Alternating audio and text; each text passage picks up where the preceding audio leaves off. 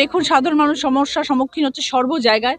পশ্চিমবাংলার অনেক জায়গায় এটা হচ্ছে এবং দিদি অভিষেক এটা নিয়ে তদন্ত করছেন এবং সব রকমভাবে তারা সাহায্য করার চেষ্টা করছেন। এবং আমরা যারা কর্মীরা যারা রয়েছি তৃণমূল কংগ্রেসের, আমরা যারা কাজ করি তারা আমরা সবসময় চেষ্টা করছি যাতে মানুষের কোনো রকম অসুবিধা না হয়, তারা যারা কেউ যেন কোনো রকমভাবে বঞ্চিত না হয়, যাদের ভোট দেওয়ার অধিকার আছে তারা যেন ভোট দিতে পারে। হিয়ারিং হচ্ছে, আমি সবসময় বলবো হিয়ারিং এ ভয় পাবেন না, হিয়ারিং এ যান, নথি নিয়ে যান, কাগজপত্র নিয়ে যান, হিয়ারিং এ গিয়ে দাঁড়ান, ভয় পাবেন না এবং চেষ্টা করুন যাতে এই সমস্যার সমাধান হতে পারে। আপনি যে অনুষ্ঠানে দাঁড়িয়ে রয়েছেন সেখানেই কর্মকর্তা পার্থবাবু হালিশহর পৌরসভার কাউন্সিলর, তাকেও হিয়ারিং এ ডাকা হয়েছে।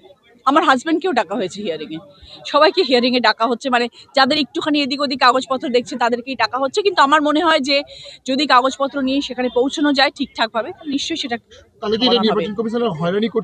একটু তো হয়রানি করছে, ডেফিনেটলি হয়রানি করছে।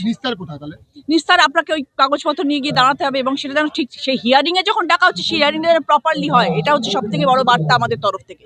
হিয়ারিং এ ডাকছেন, খুব ভালো কথা। আপনাদের কাছে কাগজপত্র আসেনি, আপনারা মনে করছেন হিয়ারিং এ আরো কাগজপত্র নিয়ে আসতে হবে, আপনাকে প্রুফ দেখাতে হবে, আপনাকে আধার কার্ড দেখাতে হবে, আপনাকে পাসপোর্ট দেখাতে হবে, আপনার এখানে জন্ম হয়েছে সেটা আপনাকে দেখাতে হবে, সব ঠিক আছে মানলাম, কিন্তু সেই কাগজপত্র নিয়ে যখন যাওয়া হচ্ছে তখন যেন সেই কাজটা কমপ্লিট হয়, এটা হচ্ছে আমাদের তরফ থেকে একটা আবেদন।